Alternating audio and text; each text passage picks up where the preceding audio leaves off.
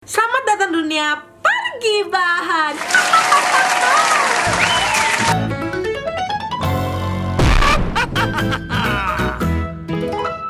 Hai Gibi, lagi dengan Ratu Gibah.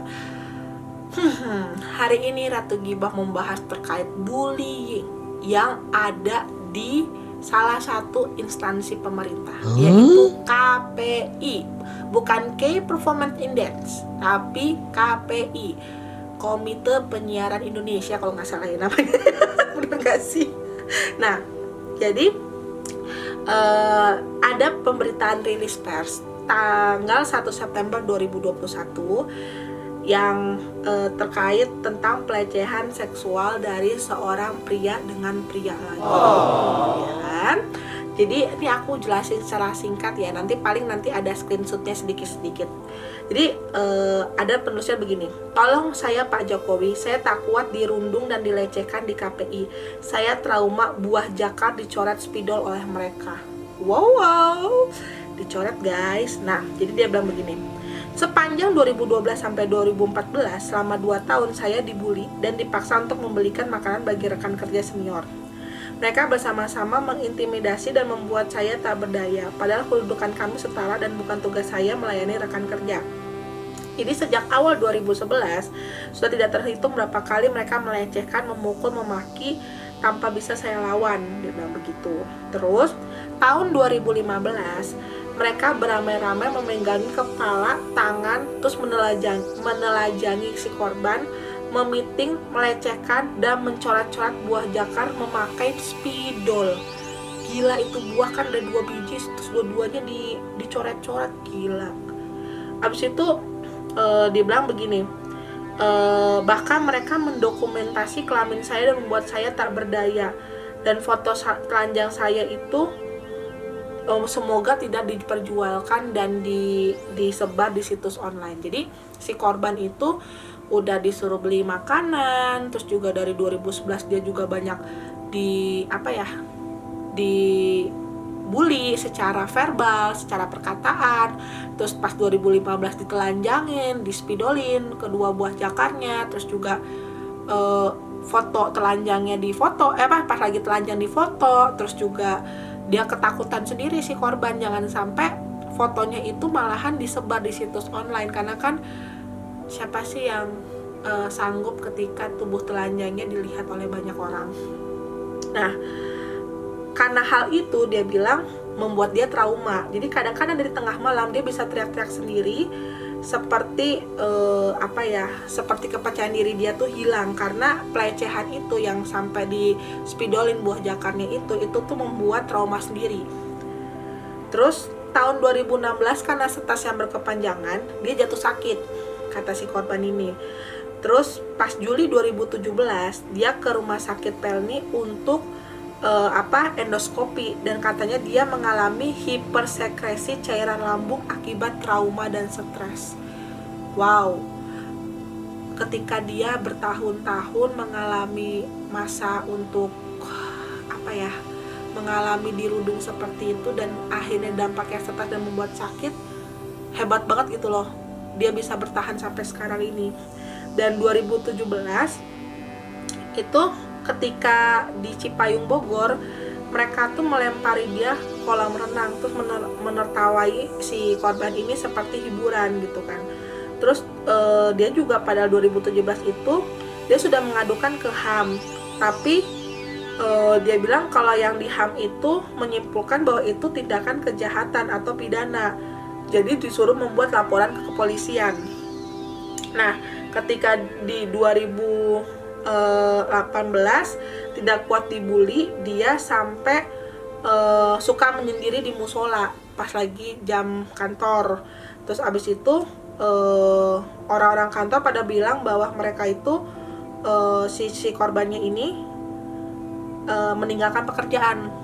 Padahal sebenarnya dia karena stres di tahun 2018 ini dia tuh suka menyendiri sebentar di musola untuk supaya dia tuh agak lebih tenang. Sebenarnya walaupun dia keluar ke musola untuk menyendiri, tapi dia tuh tidak meninggalkan pekerjaannya, dan pekerjaan itu selama ini selalu beres menurut dia. Terus ketika sudah semakin stres, dia itu sampai ke kepolisian, tapi di kepolisian itu tidak dibuatkan BAP. Jadi malahan si polisinya malah bilang suruh ngomong aja ke atasan supaya atasan itu yang bertindak, bukan memperkarakan si pelaku bullying.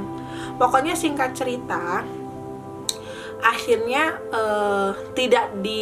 jadi si korban malahan dipindahin bagiannya, bukan bukan diselesaikan permasalahan itu sama si pihak atasannya. Terus juga polisi pun juga tidak memberikan BAP, dia juga makin stres. Akhirnya dia ketemu sama teman-teman LSM, terus dibilangin ayo kita bikin konferensi pers, bukan konferensi pers sih, surat pers gitu, untuk memberitahukan terkait hal ini dan meminta tolong kepada rekan-rekan. Dan sebenarnya si korban ini pun juga sempat meminta pertolongan kepada beberapa yang memiliki pengaruh seperti Om Deddy Corbuzier, Om Hotman Paris gitu. Cuman memang mungkin ketika dia nge-DM minta tolong, karena mereka kan juga mempunyai follower yang banyak, jadi memang tidak sampai juga ke mereka cerita dari si korban bullying ini. Nah,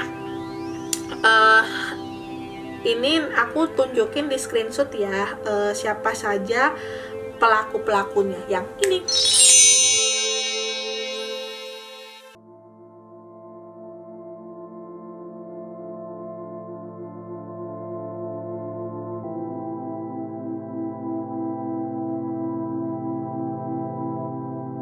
Nah, itu adalah pelaku-pelaku dari bullying ini. Apa ya komentar dari para netizen terkait bullying di KPI?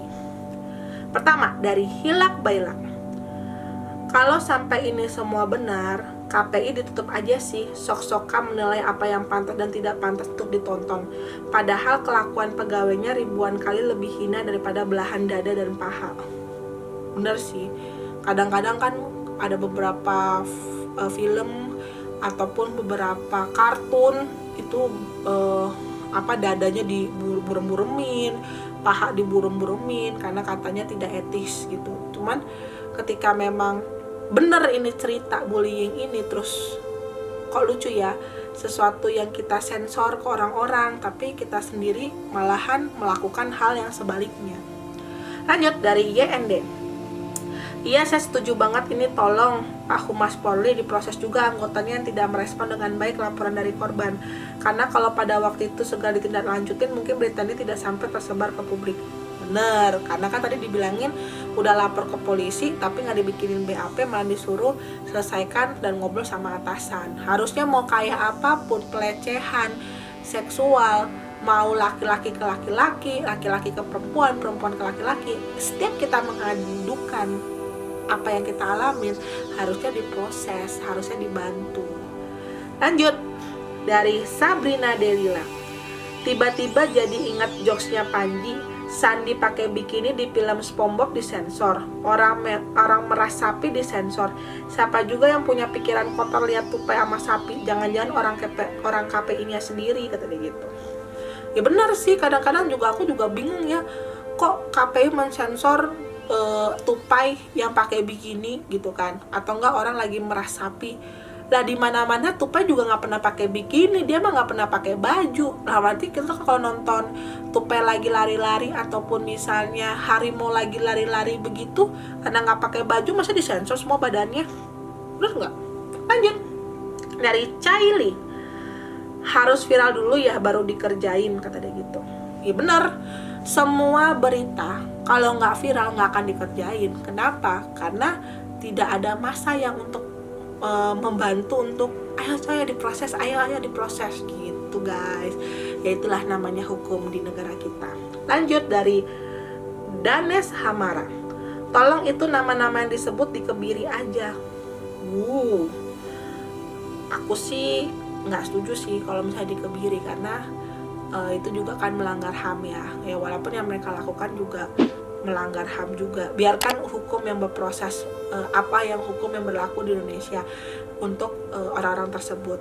Berita terakhir sebelum aku syuting, aku bacanya bahwa pelaku-pelaku tersebut akhirnya dibebas tugaskan sama KPI dan diselidiki apakah benar kejadian itu terjadi untuk pelaku-pelaku ini dan si korbannya. Mudah-mudahan korban bisa dikasih penjelasan yang paling benar, penyelesaian paling sesuai, dan korban-korban yang lain nggak mungkin mengalami hal yang sama dan belum speak up, ayo speak up, karena siapa lagi yang bisa membantu kalian kalau misalnya netizen, bukan netizen karena gini, netizen itu walaupun memang konotasi negatif, tapi kadang-kadang mereka bisa membantu untuk memviralkan berita ini supaya bisa dikerjakan sama pihak-pihak yang berwenang. Dan semoga pelaku minta maaf dan mendapatkan hukuman yang setimpal sesuai dengan hukum yang ada di Indonesia. Oke, sekian berita hal ini. Jangan lupa like, comment, share, serta subscribe. Bye-bye Gibi.